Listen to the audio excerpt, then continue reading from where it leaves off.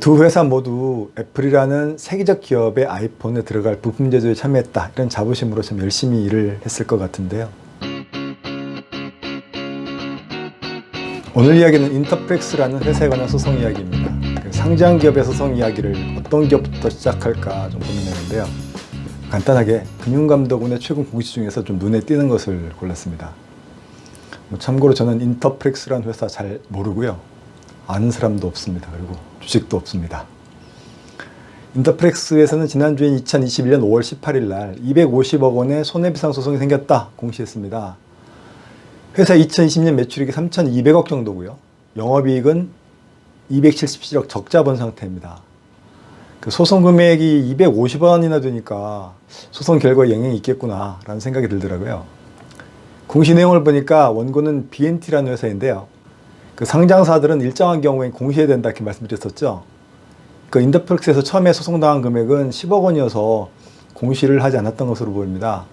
그런데 이번에 BNT에서 청구 금액을 250억 원으로 올렸기 때문에 공시를 하게 된 것으로 보입니다.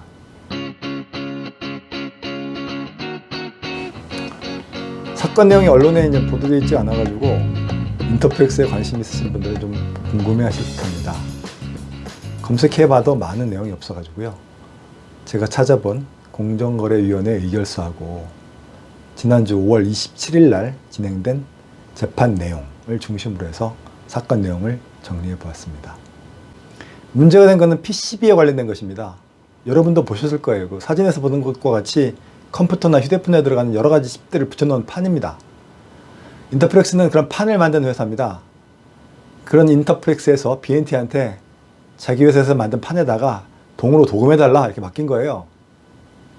발단은 애플에서 인터플렉스한테 그 아이폰에 들어갈 PCB를 주문한 것에서 시작됩니다. 그 인터플렉스에서는 애플에서 주문받은 PCB에 대해서 BNT에 동으로 도금해달라 이렇게 해서 2017년 1월 달에 계약을 체결했습니다.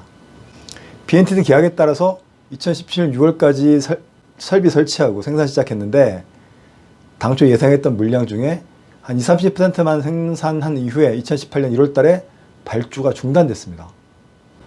발주 중단 이유에 대해서는 좀 입장이 서로 다른 것 같은데요.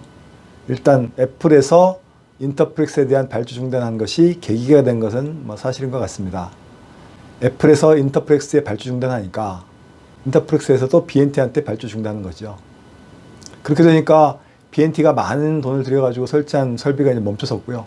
결국 그 설비 투자금도 회수하기 힘든 상황이 된 거죠. 그래서 BNT에서 인터플렉스에 손해배상 청구한 겁니다. 크게 보면 그 애플의 발주 중단으로 두 회사 모두 손해 입게 된 건데 두 회사 중에 어느 회사가 책임져야 되는지 이게 이제 소송의 큰 흐름입니다. 만약 애플이 발주 중단만 안 했어도 두 회사 모두 다 잘 나갔을 텐데 참 안타깝습니다. 애플에서 아이폰 부품 맡길 정도라면 나름 기술력이 있는 회사일 텐데 말이죠. 하도급, 하청기업 이런 참 어려움이 느껴지는 그런 사례입니다. 소송을 할 때면 같은 듯 하면서도 똑같은 사건이 하나도 없어요. 같은 사건에 대해서도 어떻게 법적으로 주장할지는 정해진 것이 없습니다. 소송을 하는 측에서 여러 가지 청구할 수 있는 권리 근거를 찾아내고 관련된 증거를 확보해서 법원에 냅니다. 일단 BNT에서는 그 청구할 수 있는 근거로 두 가지 큰 근거를 찾아낸 것으로 보입니다. 하나는 인터플렉스에서 계약 위반했다는 것이고 두 번째는 인터플렉스에서 하도급법을 위반했다라는 겁니다.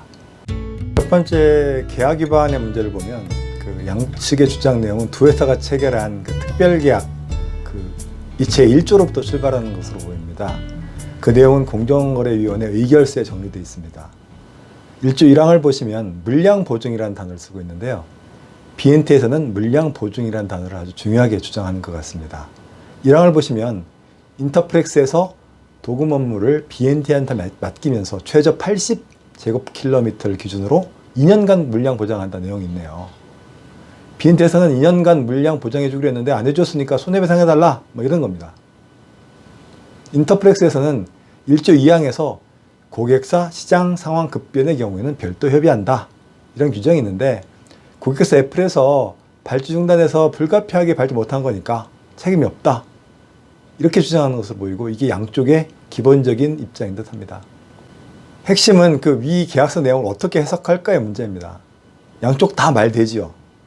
계약 내용이 한글로 써져 있긴 하지만 어떻게 해석할지는 생각보다 간단치가 않습니다. 계약서의 다른 그 조항들도 함께 종합적으로 봐야 되고요. 실제로 사업이 어떻게 진행되는지, 누구 잘못이 있는지 좀 봐야 되고, 또 누가 책임을 지는 것이 맞는지 이것도 한번 또 생각해 봐야 됩니다. 둘째는 BNT에서 하도급법 위반이라는 점을 근거로 해서도 손해배상 받겠다 이렇게 청구했습니다. 하도급법 제8조 1항에 따르면 BNT의 책임이 없는 경우에는 그 인터플렉스에서 계약을 마음대로 취소할 수 없다 뭐 이런 거죠. 그런데 공정거래위원회에서는 BNT 손을 들어줬습니다. BNT에 책임질 일이 없는데 인터플렉스에서 마음대로 계약 취소했다는 거죠. 현재 그 결정에 대해서 소송이 진행 중인 것으로 알고 있습니다. BNT에서 위와 같이 두 가지 근거로 소송을 제기했는데요. BNT의 주장이 인정된다고 하더라도 넘을 큰 산이 하나가 더 있습니다. 손해액이 얼마인지 하는 거예요. 항상 손해배상 소송에서는 손해배상액을 증명하는 게 어려워요. 중요하고요. 원고는 그 손해액에 대해서 감정 신청한 것으로 보이고요. 그 결과에 따라서 250억 원 청구한 것으로 보입니다. 어떻게 됐는지 그 근거는 알 수 없지만 큰 금액 청구한 것으로 볼 때 아마 시설을 갖춘 데 들어간 비용 전부, 그리고 BNT에서 예상했던 이익을 받지 못한 것 다 포함시킨 것으로 그렇게 생각이 됩니다. 결론적으로 인터플렉스의 잘못이 있는지, 없다면은 인터플렉스가 이기게 되는 거고요. 만약에 인터플렉스의 잘못이 있다라고 하면 그로 인한 BNT의 손해가 얼마인지, 이것이 재판의 결론이 될 것입니다. 현재 한 8차례 정도 재판이 열렸습니다. 그런데 BNT가 손해액에 대한 감정을 거쳐서 최근에 청구 금액을 10억 원에서 250억 원으로 높였기 때문에 추가적인 심리가 진행될 것으로 보입니다. 말이 250억 원이지 회사에게 큰 영향을 끼칠 수 있는 금액이죠. 향후 두 가지 방법이 있겠죠. 하나는 도중에 합의해서 한번 또 잘해보자, 합심해서 갈 수도 있을 것이고요. 아니면은 대법원까지 끝까지 가보자, 그런 긴 소송이 될 수도 있을 것 같습니다. 다음 재판은 7월 15일로 예정되어 있습니다. 관심 있으신 분들은 참관하셔서 소송 진행 현황도 한번 확인해 보셔도 괜찮겠습니다. 그 회사들 내부 사정을 다 알 수는 없죠. 하지만 겉에서 보기에는 애플한테 부품 판매해 보겠다고 시설비로 매우 큰 금액이 들어갔는데 결국 애플의 발주 중단 때문에 현 상황에서는 시설이 쓸모가 없어진 것으로 보입니다. 결국 두 회사 중에서 어느 한쪽이 좀 큰 피해를 입게 될 것 같은데요. 대기업의 부품을 공급하는 하청업체의 처지가 좀 안타깝게 느껴집니다. 두 회사 모두 애플이라는 세계적 기업의 아이폰에 들어갈 부품 제조에 참여했다, 이런 자부심으로 참 열심히 일을 했을 것 같은데요. 결국 두 회사 모두 제품의 제조라든지 제품 연구에 신경 써도 모자랄 판에 소송하고 있으니 참 아쉽죠. 하나 더 생각해 보면 그 애플과 인터플렉스 계약 내용이나 관계를 우리가 알 수는 없어요. 하지만 국내에서 만약에 애플에 대해서 문제 삼을 수 있다라고 하면 BNT가 인터플렉스한테 문제 삼은 것처럼 인터플렉스에서 애플에 대해서 하도급법 위반했다, 이렇게 문제 삼을 수도 있지 않을까, 뭐 그런 생각도 간단하게 듭니다. 여하튼 개인 투자자분들께서는 이 소송을 통해서 그 인터플렉스가 뭐 하는 회사인지, 현재 회사에서 어떤 문제가 발생하고 있는지 한 번쯤 생각하신 후에 신중하게 투자 결정을 하시면 좋겠습니다. 예, 시청해 주셔서 감사합니다.